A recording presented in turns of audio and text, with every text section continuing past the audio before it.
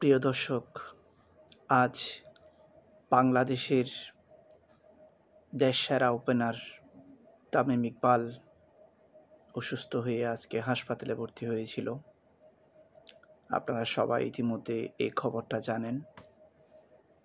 আমাদের সবার প্রিয় এই তামিম ইকবাল বাংলাদেশের সেরা ওপেনার।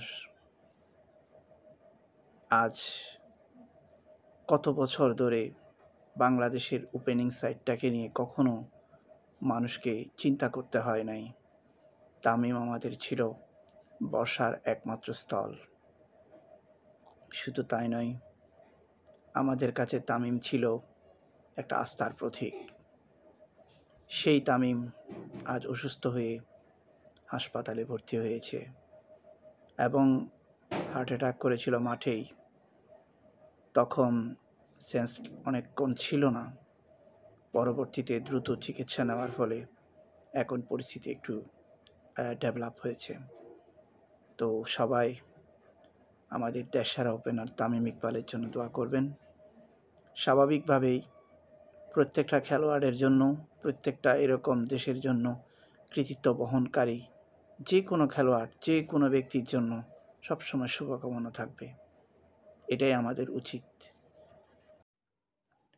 আরেকটি বিষয় হলো, একজন মানুষের সবগুলো দিক সবসময় ভালো থাকে না। মানুষের মধ্যে ভালোও থাকবে, মন্দও থাকবে। তো মানুষ যখন কখনো বিপদগ্রস্ত হয়, দুর্দশায় পড়ে, আমরা নিছক তর্কের কারণে যে মন্দ দিকগুলোকে আমরা সবসময় নিয়ে আসি, আমরা না হয় এই বিপদের সময়, দুর্দশার সময় ওই মন্দ বিষয়গুলো নাই মনে রাখলাম। তার ভালো দিকগুলোকে মনে রেখে অন্তত তার জন্য আমরা দোয়া করি। মানুষের ভালো মন্দ সব কিছুই থাকবে। একজন মানুষ সবার কাছে কখনোই শতভাগ ভালো হতে পারে না, শতভাগ প্রিয় হতে পারে না। কবির ভাষায় একটি কথা বলতেই হয়, মানুষ মানুষের জন্য, জীবন জীবনের জন্য। তাই এখন সবচাইতে আমাদের এই দেশসেরা ওপেনারের জন্য প্রয়োজন অন্তর থেকে মহান আল্লাহর কাছে দোয়া প্রার্থনা করা। মহান আল্লাহ তামিমকে দ্রুত সুস্থ করে দিন।